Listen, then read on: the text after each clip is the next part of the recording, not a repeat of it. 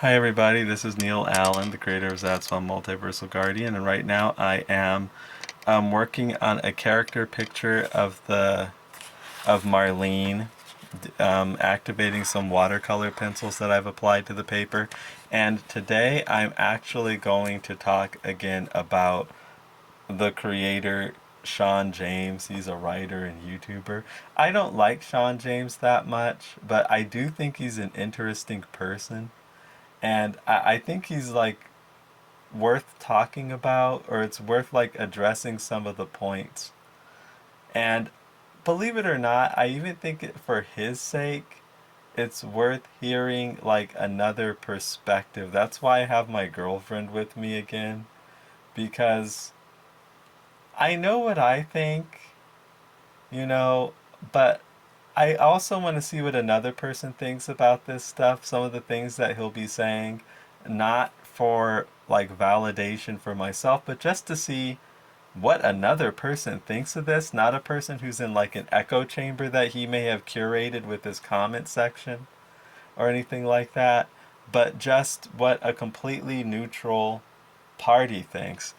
So let's get into like some of the things he's saying, and I'll be doing my artwork and you can chime in with whatever you think. If you want me to pause, tell me to pause, and we'll see what's going on here.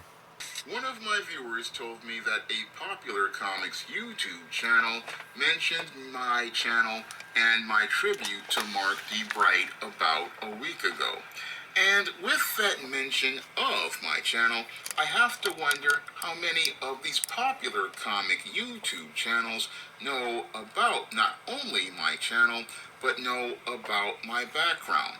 Because a couple of months ago, one of my Facebook friends told me that they had been following me on my blog, Shawn James Black Freelance Writer, since 2012, and I remember seeing many links in my traffic when I was doing my blog to comicbookresources.com in one section of a message board, and people were oftentimes talking about many of my comic blogs when I was out here writing blogs on the regular. And that really has me wondering how many people in the industry know about Shawn James and my background as a writer. I mean, I have aspired to be a comic book writer for ever since I was a teenager, and I'm wondering how many people in the business know about me and know about my background. Because I'm wondering this because if this prominent comics YouTuber knew about my background as related to the video I did about Mark D. Bright, and many people on social media know about my background as related to my blogs for years, I'm wondering why I never ever got contacted for a writing job, because I've made it clear in my blogs from the beginning. Okay, let me pause you. You obviously have some thoughts about this. And remember, you're over there, like the phone. Yeah, I don't know. I guess I'm just curious, like, why he thinks just because he's been heard of that he would have been contacted.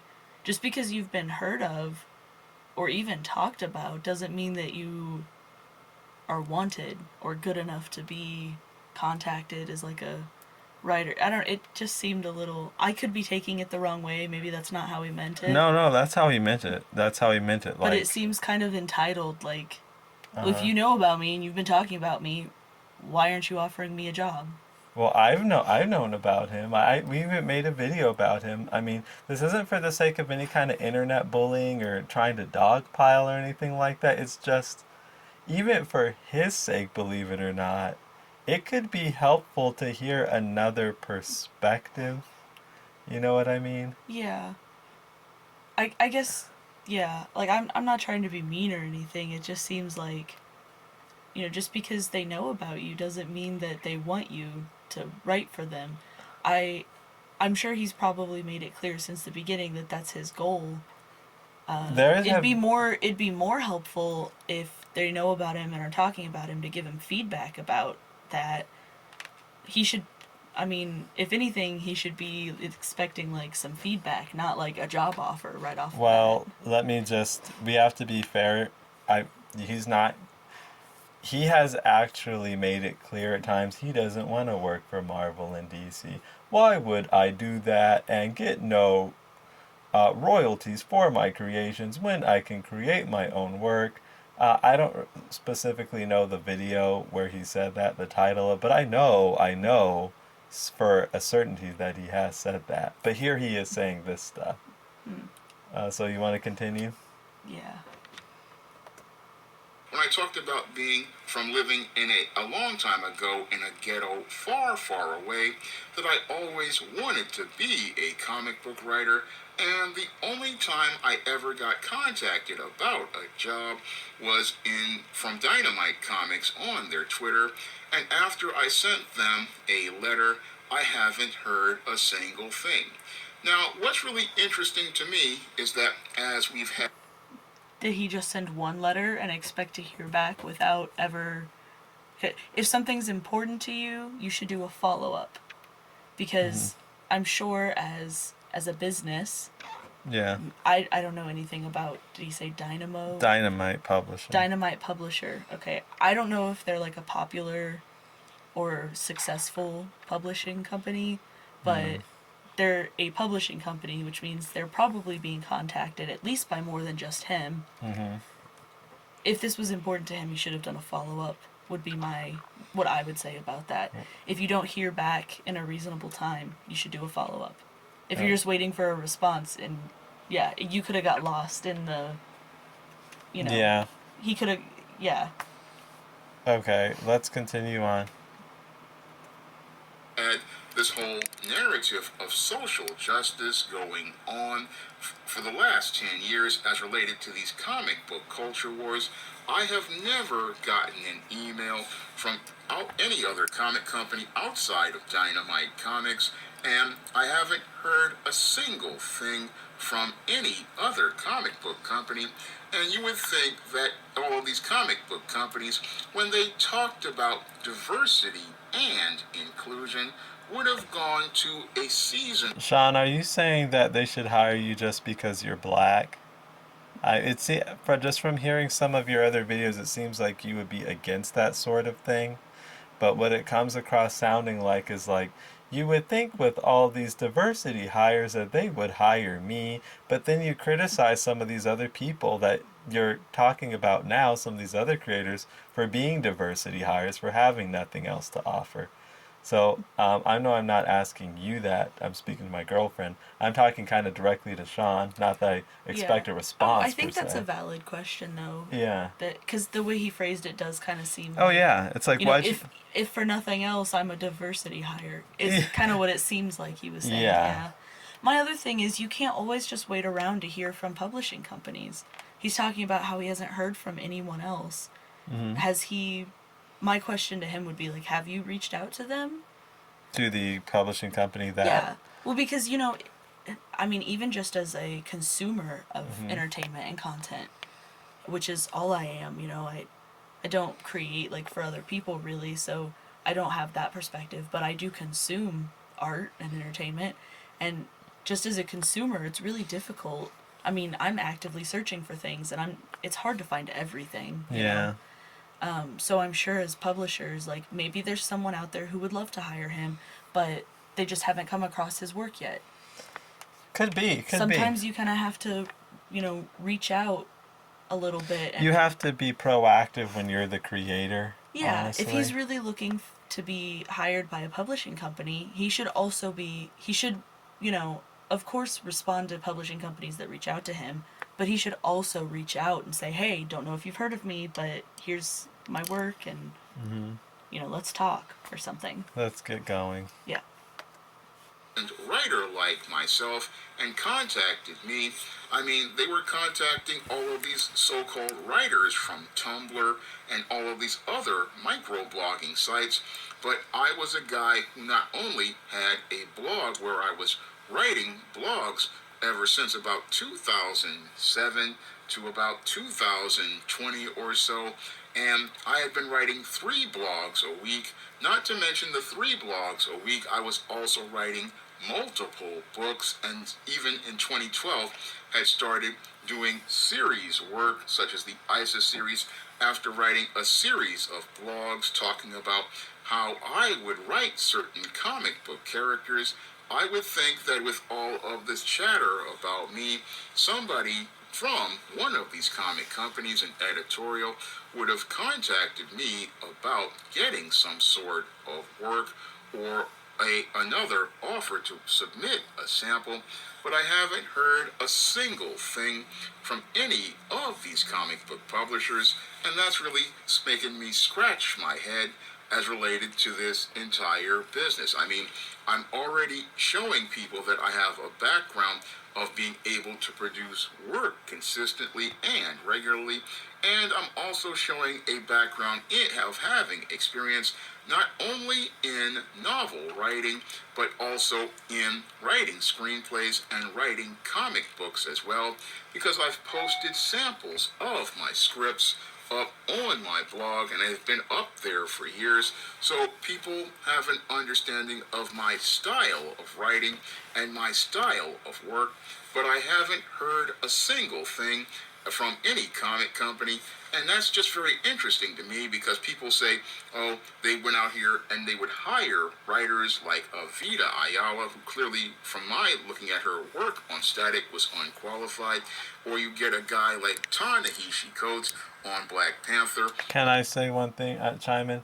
Nobody, I think, really, I've heard or seen, but Shawn James here is saying that he is qualified. Now, he'll say that a lot, but from what I've seen, that's an opinion of one. Now, there could be Shawn James fans that pop in and say otherwise, but It's also biased since he's talking about himself.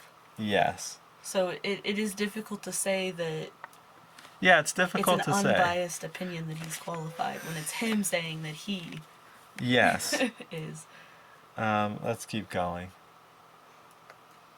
Really showed how he didn't have a sense of that character, but meanwhile I'm out here producing consistent work on books like The Temptation of John Haynes, novels like The Thetas, books like the ISIS Esteem, and even later on the John Haynes series, and even showing range as a writer when I wrote the entire Spinsterella trilogy backwards, and then went on to even start writing nonfiction like The Man Crisis and books like Stop Simpin'.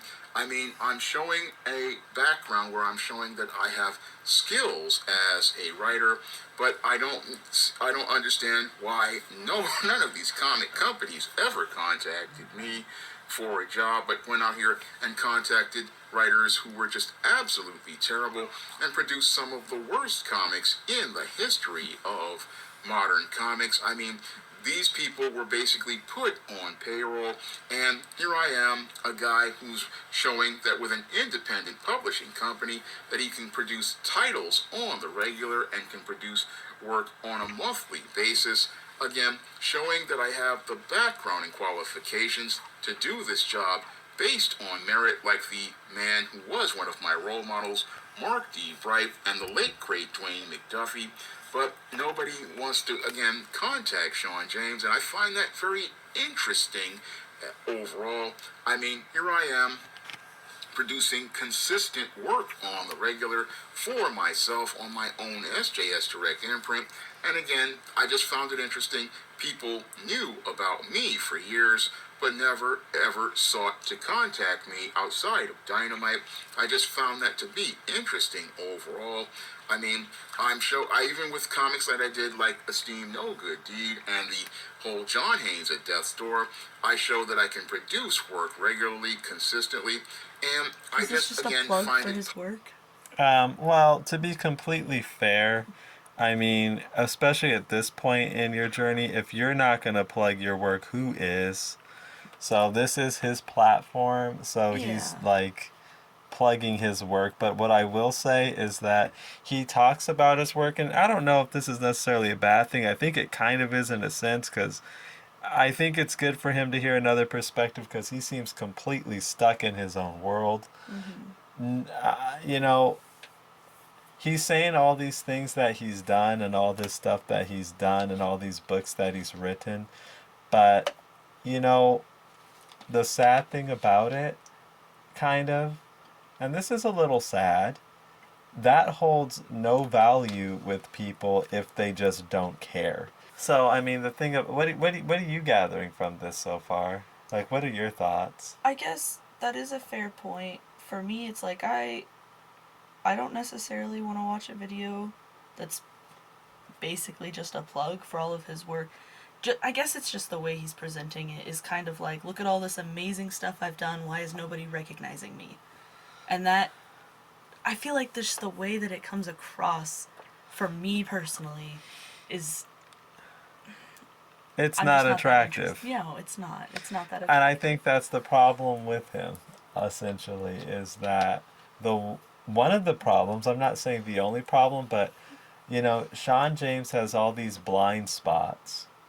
And what makes him an interesting person, though admittedly somewhat of a frustrating individual, uh, is that he has all these blind spots, and he's one of these people like you can't tell that to him. You can, but it will get just he won't listen to that.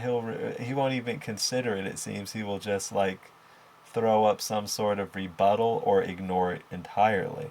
Yeah. So the thing about him is like he'll make these videos like this, you know, that kind of make you want to, in a sense, throw your hands up in the air.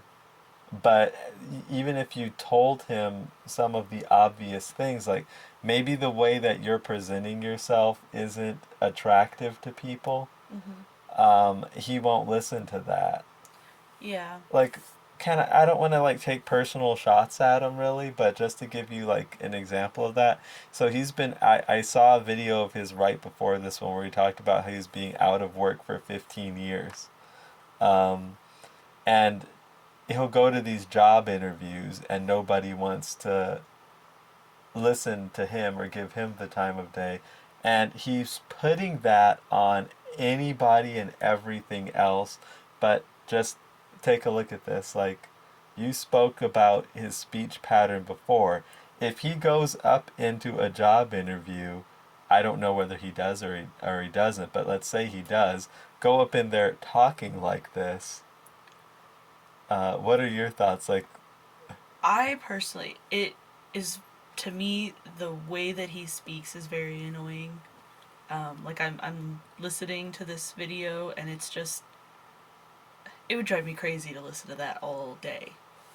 Like I wouldn't be able to work with him or anything because it would just drive me nuts.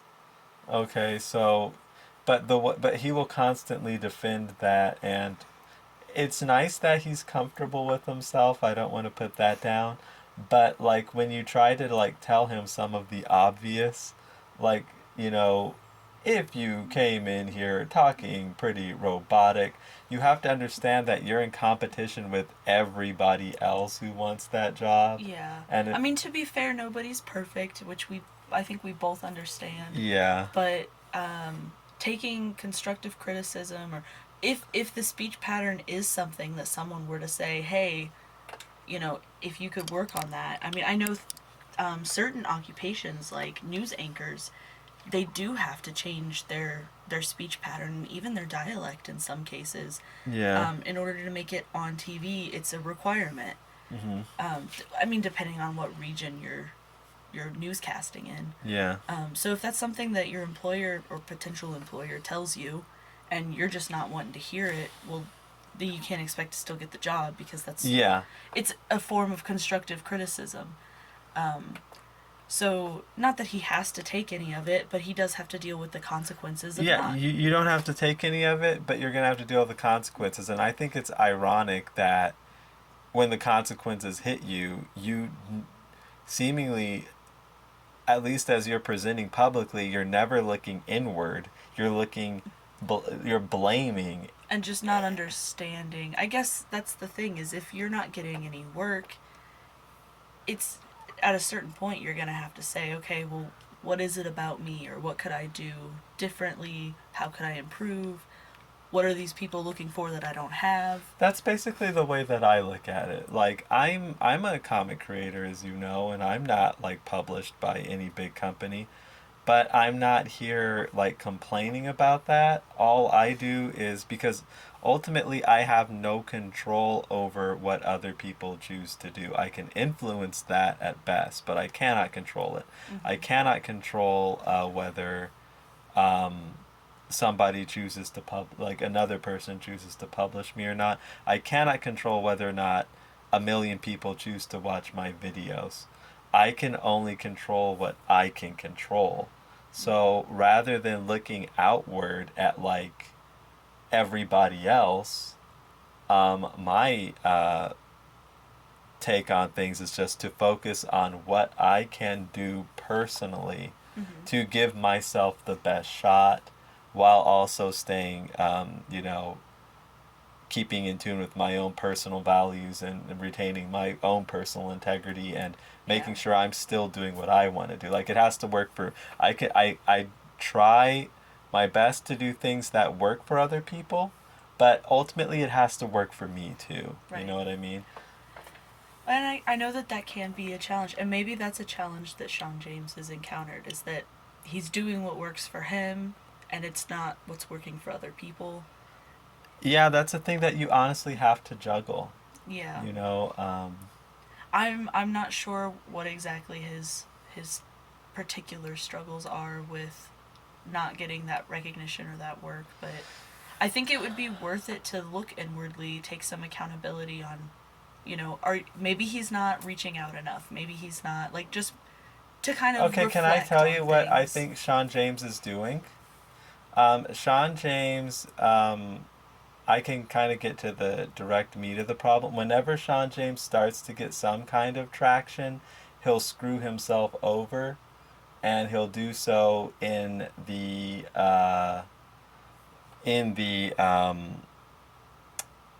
guise of he's being true to himself. But what he will do is he'll say stuff that is offensive to a lot of people, and it will screw him over. So let me, for instance, he's the guy. He said stuff that I mean, I'm not. I wasn't. My feelings weren't hurt or anything, but I thought the stuff he was saying was offensive, and we covered it in the last video, and it tends to go down that vein. So anyway, I think he was talking poorly about some kind of trend that was going on. He talks about like black issues. I found him because he was talking about he surprised me when I found him. I got into him because he was talking about comics. Then I stumbled upon all these really offensive videos about women and these kind of misogynistic and racist videos.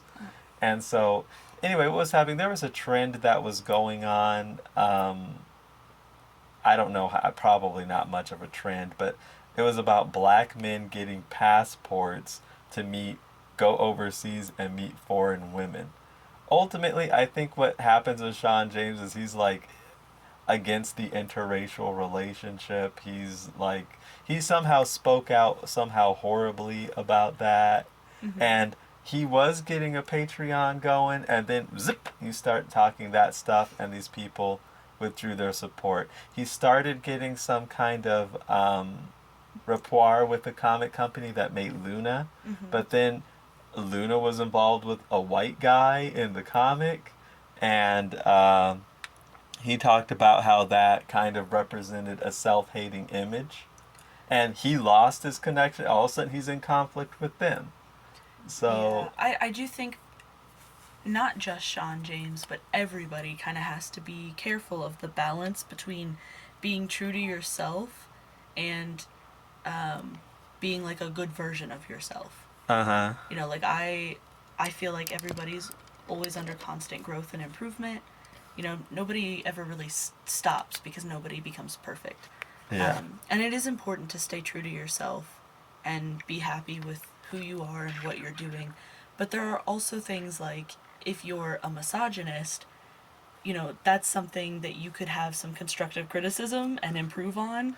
He'll never admit to being one is the thing, but in the view of a not lot even of just other talking about him personally, but just everyone in general. You know, there are certain Mm-hmm. things that are kind of more universally recognized as needing improvement than others. Yeah. You know, for example, personal choices that typically don't affect other people, those are usually seen as like a you do you type of Right. situation. Yeah. But things that really do affect other people are oftentimes there's a smaller range of acceptability.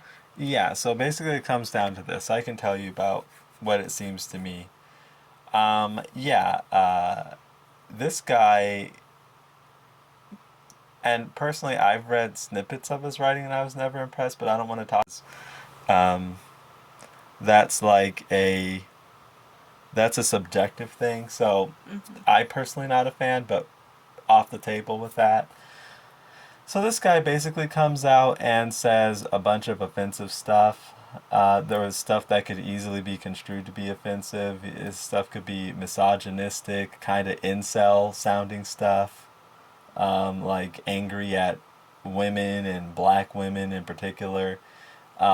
Angry at says stuff that's like anti interracial relationships, and like I said, like some of the people who think that way a lot of times in the black community, they just feel that they just have a free pass to just come out and say stuff like this. Mm. So he says stuff like that, and then he makes these videos. Why isn't anybody supporting me or calling me for work? You know what I mean? So that's kind of the situation. Yeah. This Well, guy, that would be kind of that lack of inner reflection. yeah, lack of inner reflection, lack of willingness to do it, and that's what to me makes him. He's an interesting person, like Mm-hmm. not even necessarily in a great way, but a frustrating one too, I would say. Let's Yeah. continue on though. He does a lot of repeating himself, so we may have basically heard the gist of it, but let's see what happens. Okay. Puzzling, I never See, have been. he's puzzled. It's like Shawn, you're so basically. Oh, this is how this happened. I was sitting here with my girlfriend. I had my headphones on. I forget what she was doing, and I was working on some of this artwork here, and it may have come to this point.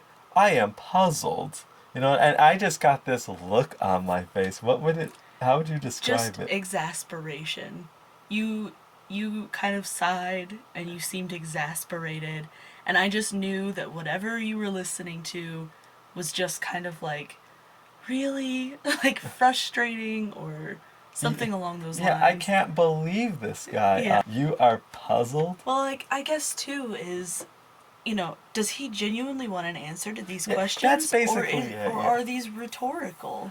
you know what I mean. Like Yeah. no, I'm not a fan, but no malicious shade.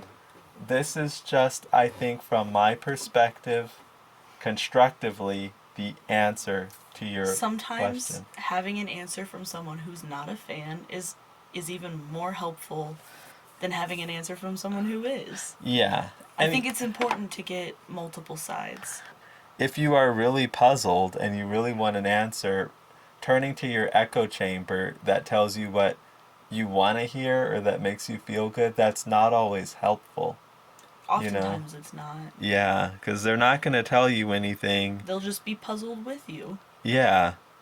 Um, that's the danger of an echo chamber. Yeah. But moving on. Contacted by any of these companies. Now, I know I have been critical of companies like Marvel and DC, but I'm critical of them, and again, many comics YouTubers are critical of them because we want better quality, and I want to bring my best quality like I do on my SJS Direct books. I always try to bring my best to the table, even in the hand-drawn covers days. I tried to bring my very best to the table, and I again want to bring that to. I wanted to bring that to many of these comic companies, and I just found that to be interesting. And what I also found to be interesting is that many of these if there are comics YouTubers watching my channel, I'm wondering what happened to all of those people when I had the John Haynes at Death's Door Kickstarter going. I mean, in 2022, I launched the John Haynes at Death's Door Kickstarter, and I let people know for months on end that Kickstarter was going on. and I showed people previews of the art, and I'm wondering what happened to comics YouTube. I mean, it's like everybody disappeared.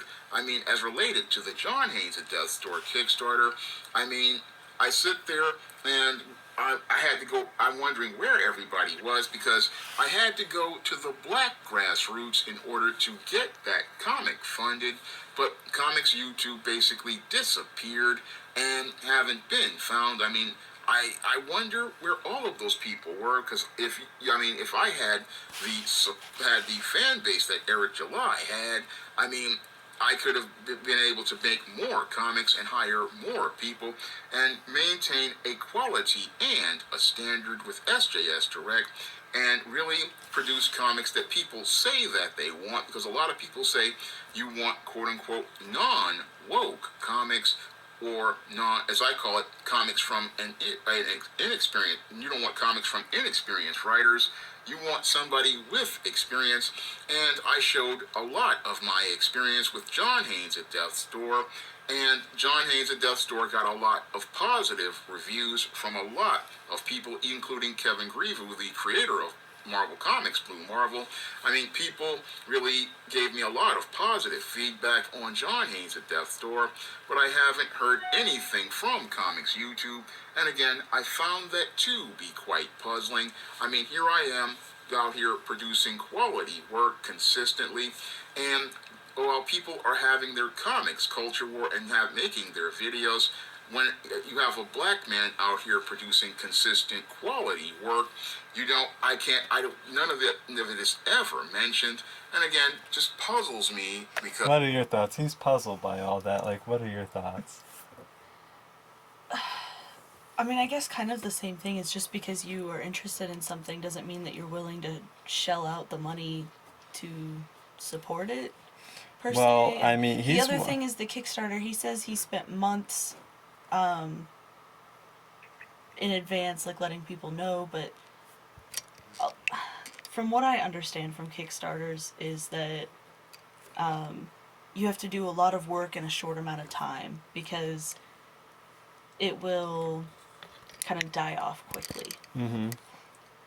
And I also wonder just how, again, kind of how much was he pushing this and advertising this, because I'm just not sure. I mean, honestly, so what he's saying is like, where were all you comics YouTubers to help me? These are people that don't have any stake in it at all, who probably, if they know of him, they don't know him. Yeah. And he's like, well, where were you guys to help me? Oh, well, it's just, you can't expect or feel entitled to people's help or assistance. I mean, it's great if they do. And I understand some of his frustration, which is, you say that you want this stuff and here it is, I'm providing it. So where are you with your support? Mm-hmm. And it's, again, maybe he's not fully meeting everything that they were actually wanting and he just thinks he was. Yeah, that could be what it comes down to is people have to actually like your work. Yeah. You might think you're hitting like all the markers for them, but are you actually? Maybe not. The other thing I will say is it is starting to get a bit harder to focus on what he's actually saying, just because the inflections in his voice have no rhyme or reason to them at all. I mean, typically people will use a specific inflection or tone to emphasize what they're saying. The only way that I can make sense of it is it's something that he does to try to be unique and stand out. He's got this sort of, we can even, if we're being nice, call it a rhythm. And he pretty much sticks to that. And, He goes off of it every so often.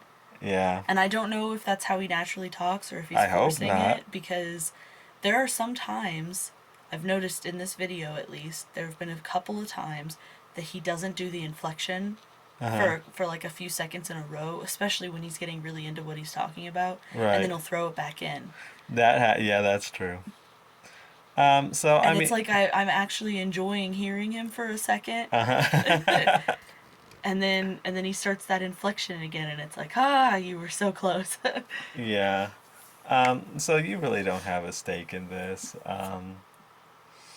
I guess what you know what like a person like this would say, oh, like, what does this white girl know about anything? And, you know, like, what does this white girl know anything about the problems that I'm going through? And, you know, like, probably something like that. But at the same time, it's good to have a completely different perspective sometimes. Yeah. Well, also, I And mean, that's fair. He has the right to say that and the right to that opinion, and he'd also be correct, at least to some extent, that I don't know everything he's going that's through. true.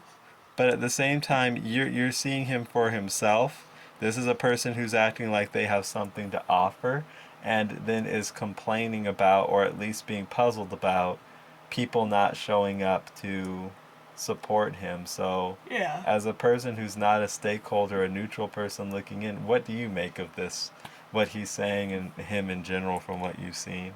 Well, of course, I don't know everything about him, or really much anything about Yeah, him. well, you know what you've seen, and he is asking for people's support. If he You know. genuinely wants an answer, I think it's important that he asks these questions and actually listens to the answers from people who are fans of him and people who are not, because the people who aren't fans of him can say, this is why I'm not a fan of you, and if he can correct that, maybe he can garner more fans.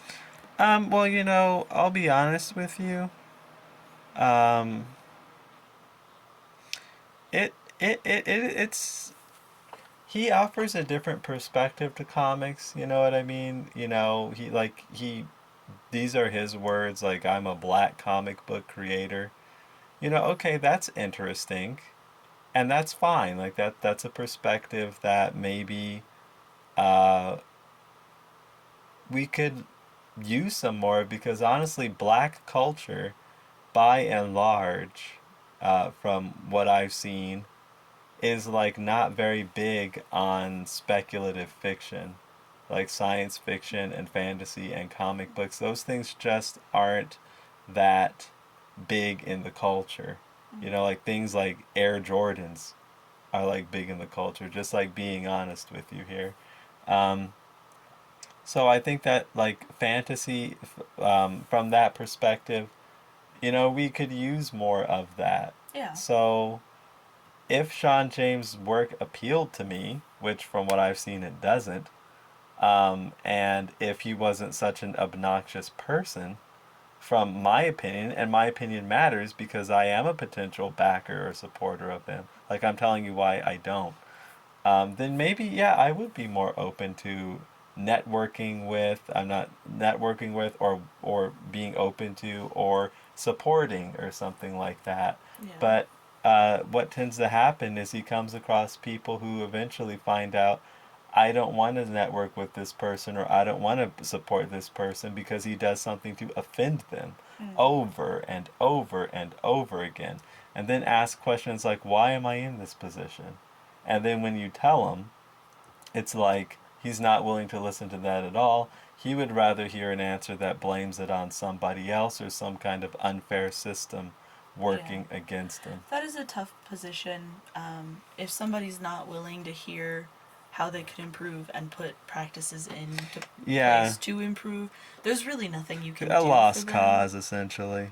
Yeah. You know, I I mean, think from a completely neutral perspective, like I have nothing against the guy, so I wish him the best, and hopefully he figures something out and can achieve what he wants to do. Well, I mean, I could tell you what I'm not in a completely dissimilar position. I'm here working on independent comic books and things like that. And